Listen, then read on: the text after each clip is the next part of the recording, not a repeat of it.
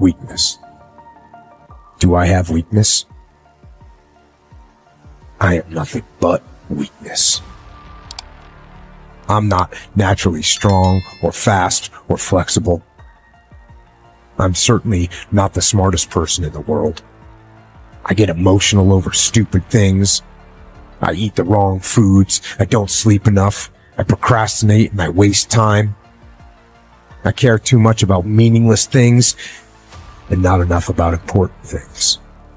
My ego is too big. My mind is too small, often trapped inside itself.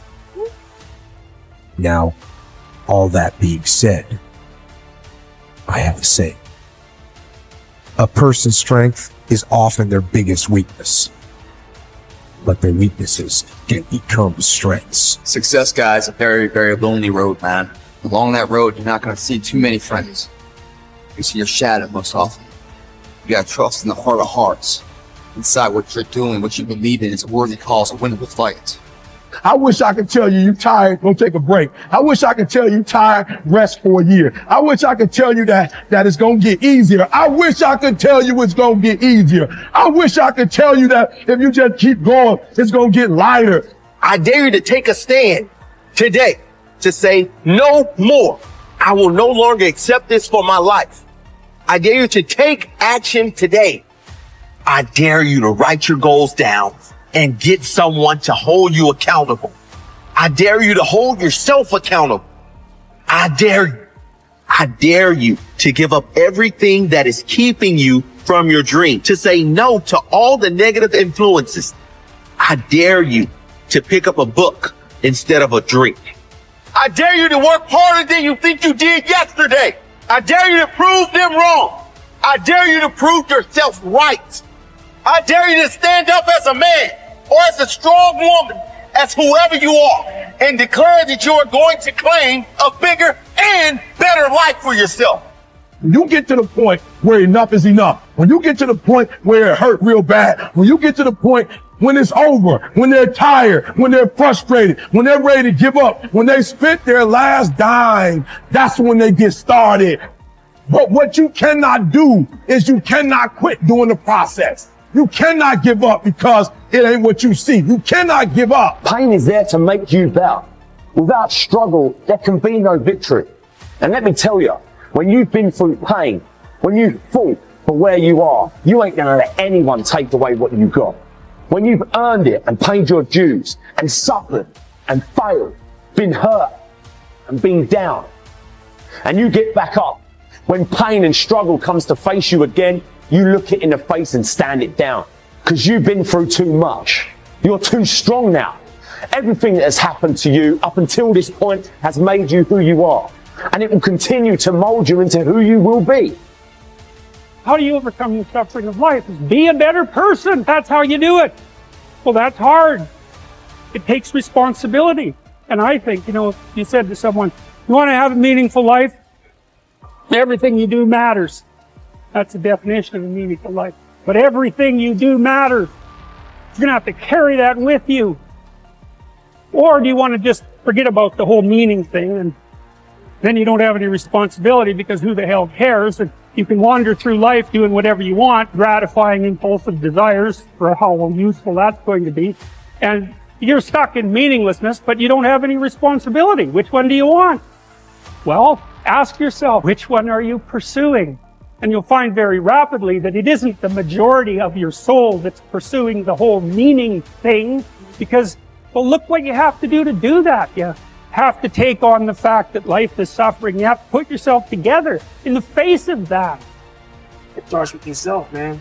You got to start diving into those things that you're afraid of. You don't gain confidence by going to a spot that makes you feel good. It's going to be a false reality. And the second life gives you that challenge, all you want to do is go back to what made you confidence or what gave you confidence. Is that happy spot? No. What gives you confidence, what gave me confidence, was spending years at a kitchen table trying to learn how to read and write on my own. Realizing I can't learn the way you learn. I can't. But I can learn. What gives you confidence, not being afraid, is overcoming the fear I used to stutter severely bad. So right now, I don't know how many people are going to watch this. You know what gives me confidence? Is knowing I no longer care if I sit here and start stuttering anymore. That's what gives me confidence, is facing these things, overcoming them. And maybe not overcoming them every day, but facing them, and facing them, facing them. Pretty soon like this, you know what, man, this is where it's at. It's not in that comfort zone. It's in the discomfort zone is where my confidence is getting built. Mm-hmm. That's where it's getting built. The people they want an easier answer. There has to be an easier way. It's not. I'm sorry. I searched for it my entire life. You cheated, I did. You lied. I lied. I did everything. And I still felt empty. I walked around with a backpack with all my stuff in it, with no car. Right. And I walk around happiest person in the world. Have nothing. Happy as hell. It's because I found out the whole key to life. It's not in all that. Have to face yourself. So many people live to be 100 years old and they die miserable, having everything, because they never examine. I call it my live autopsy. You never examine this. Happiness, peace, enlightenment, it's all up here, man. It's all up here. And if I start talking like this, people are, man, I don't know. It's the truth, man. It's all up here. You just got to be willing to go and face it. And that's the hard part. Attitude is a reflection, a result of a person's will. It is incalculably powerful. It can bring about marvelous results for us, but we need to train it patiently, day by day.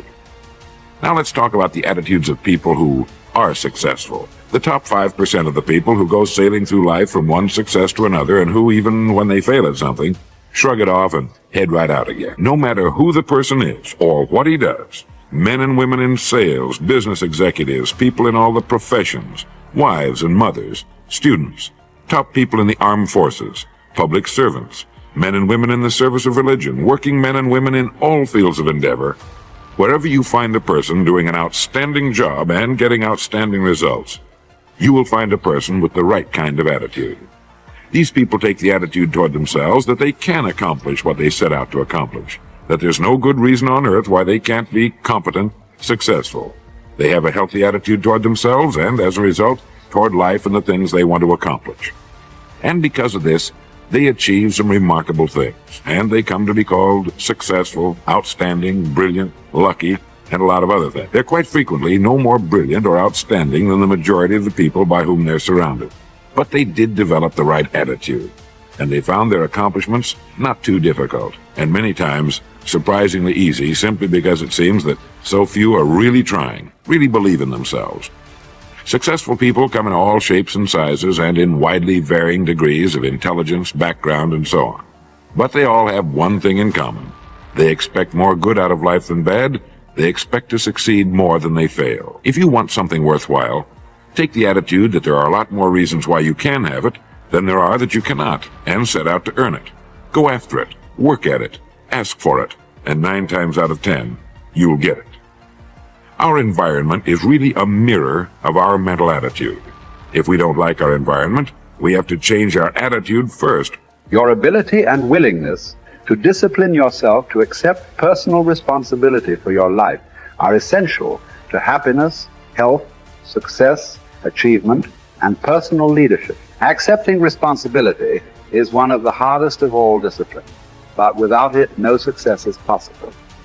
The failure to accept responsibility and the attempt to foist responsibility for things in your life that make you unhappy onto other people, institutions, and situations completely distort cause and effect, undermine your character, weaken your resolve, and diminish your humanity. They lead to making endless excuses. There is a direct relationship between the acceptance of responsibility and the amount of personal control you feel you have over your life. This means that the more you accept responsibility, the greater sense of control you experience. There is also a direct relationship between the amount of control you feel you have and how positive you feel. The more you feel that you have a high sense of control in the important areas of your life, the more positive and happy you are in everything you do. When you accept responsibility, you feel strong, powerful, and purposeful. Accepting responsibility eliminates the negative emotions that rob you of happiness and contentment.